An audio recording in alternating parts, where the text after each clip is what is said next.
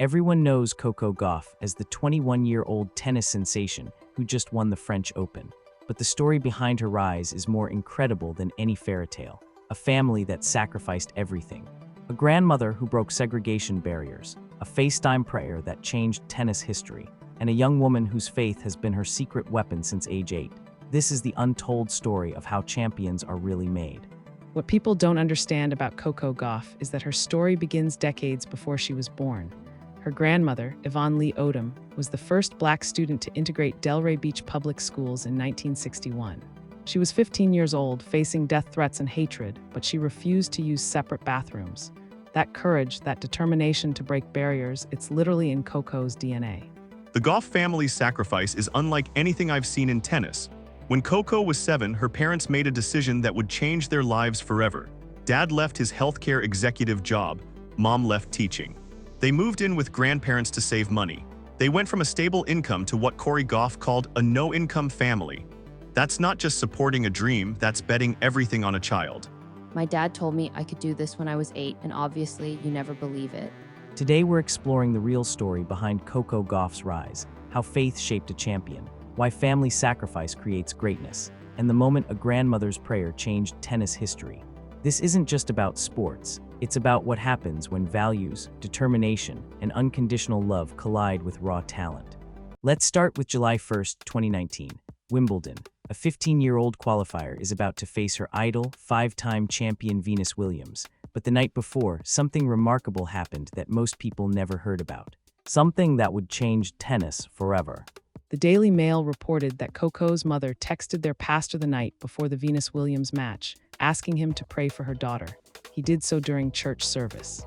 But here's the beautiful part. Coco's grandmother set up a FaceTime call so Coco could hear the entire congregation praying for her from thousands of miles away. A teenage girl alone in London, listening to her church family pray for her biggest moment. Before every match since I was 8, my dad and I say a prayer together. We don't really pray about victory, just that me and my opponent stay safe. After the match, I was just thanking God for this opportunity. That prayer ritual reveals everything about how the Gauff family approached competition. It wasn't about winning at all costs. It was about gratitude, protection, and respect for opponents. That's the foundation that allowed Coco to handle pressure situations that would crush most teenagers. When you're not playing for ego, you're free to play your best tennis. But Coco's faith journey goes even deeper. She's not just a Christian, she's an active member of the choir at St. John Missionary Baptist Church in Florida. While other teenagers were hanging out at malls, Coco was in church, singing with the congregation that would later pray for her biggest victories. The church choir detail is significant because it shows community investment in her character development. Choir requires discipline, teamwork, and performing under pressure, all skills that transfer directly to tennis. But more importantly, it kept her grounded in values that would serve her when fame and fortune arrived. The family sacrifice story is even more dramatic than most people realize. When Coco was 7, her parents didn't just support her tennis, they bet their entire future on it. The decision to move back to Florida wasn't just about better training, it was about survival. Coco Gauff joked that they went from being a single-income family to a no-income family. But that's not actually funny, that's terrifying. 2 parents with college degrees and established careers, giving up everything to move in with grandparents and homeschool their daughter. The pressure on that little girl must have been enormous. I wasn't much of a team person. I loved tennis. I was so about it in the beginning because when I was younger, I didn't want to practice at all. I just wanted to play with my friends. When I turned 8, that was when I played Little Mo, and after that, I decided to do that for the rest of my life. That quote is crucial because it shows she wasn't a tennis robot created by ambitious parents. She was a normal kid who wanted to play with friends. The transformation happened when she realized she had a gift and decided to pursue it seriously. That internal motivation, rather than external pressure, is what sustained her through the inevitable setbacks. But the path wasn't smooth. At age 7, her mother said she was the worst tennis player at summer camp. The coach noticed something different though. While other kids gave up on difficult shots, Coco would run after every single ball, no matter how impossible it seemed. That detail about running after every ball is prophetic. Tennis is fundamentally about problem-solving under pressure. The kid who never gives up on a ball becomes the champion who never gives up in a match. That relentless determination, visible at age 7, is what we saw in the French Open final when she came back from being down 4-1. The adversity started early. When Coco was 12, competing in a tournament in France, a group of Croatian boys threw orange peels at her and called her a monkey. She cried that night, but something remarkable happened the next day. Then I just kind of got over it the next day. I just felt like that's just something that people experience, which is not a great thing. The way she processed that racist incident at 12 shows extraordinary emotional intelligence. She acknowledged the pain, felt it, then moved forward without letting it define her. That's not natural resilience. That's learned behavior from a family that taught her how to handle adversity with grace and perspective. Speaking of family, there's another incredible detail most people don't know. Coco's brothers, Cody and Cameron, play baseball at Pompey Park, the same park that's named after their grandfather, Eddie "Red" Odom, who co-founded the Delray Beach American Little League. Athletic excellence and community leadership run in this family. The Pompey Park connection is beautiful because it shows generational impact. Grandfather builds something for the community, grandsons play there, granddaughter becomes a global superstar but still calls it home. That's the kind of foundation that keeps champions grounded when the world is telling them they're special. But perhaps the most surprising thing about Coco is how normal she is off the court. She loves superhero movies, makes TikTok videos with her brothers, and has been trying to convince her mom to let her get a dog. She's also got a secret that shows her incredible athletic versatility. The football throwing ability is remarkable. She can throw a perfect 40-yard spiral with professional accuracy. At tournaments, while other players are doing conventional warm-ups, Coco is out there throwing footballs like Patrick Mahomes. It's a flex, but it also shows the pure athleticism that separates her from other tennis players. Her personal life reveals someone who's been raised with clear values, but allowed to be authentically herself.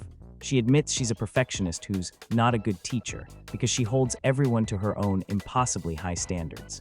And yes, she has a boyfriend, a musician and actor from Atlanta who's not a tennis player. He's a very nice guy. He's in school now. He's about to apply for music school.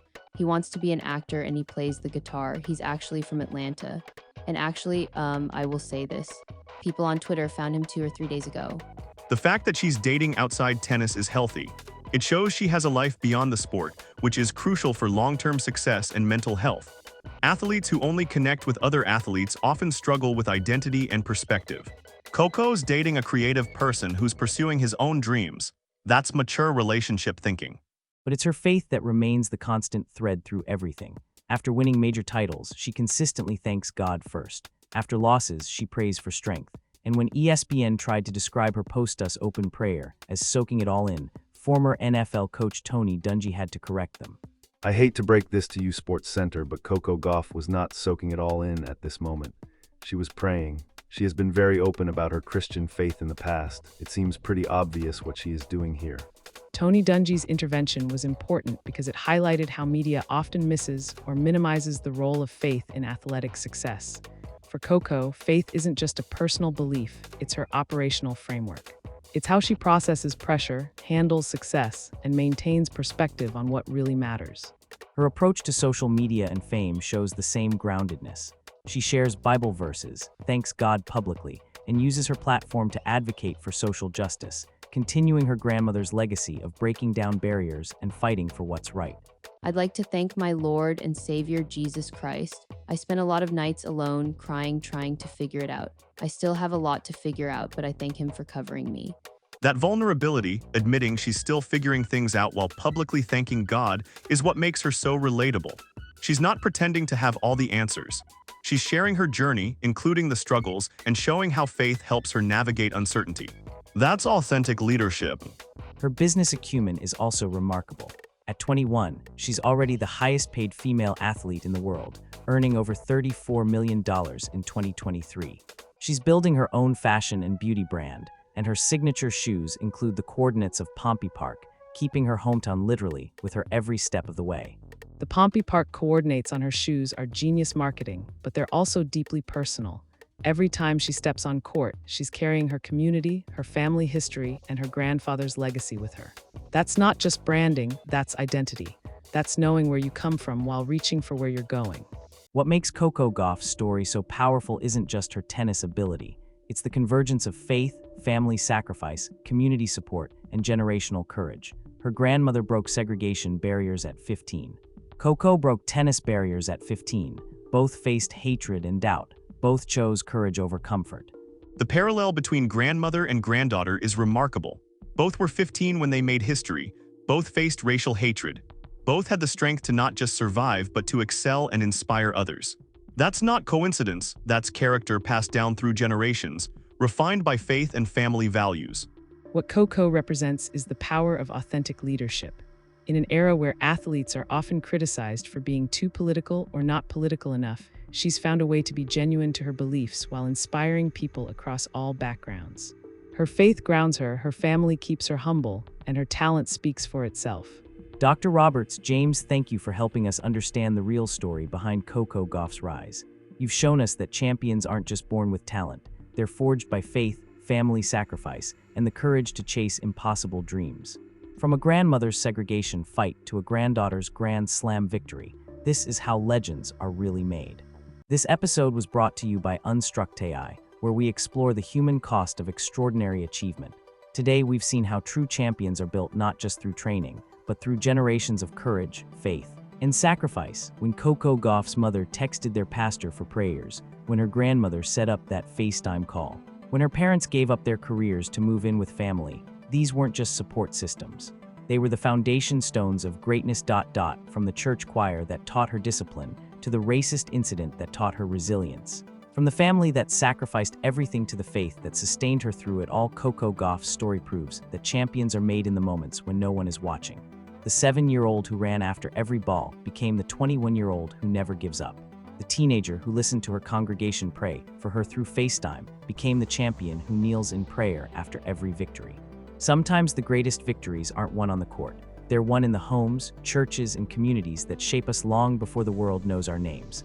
At 21, with 2 Grand Slams and a foundation built on faith and family, Coco Gauff isn't just a tennis champion. She's proof that when talent meets character, when dreams meet determination, and when individual ambition meets collective support, extraordinary things become possible.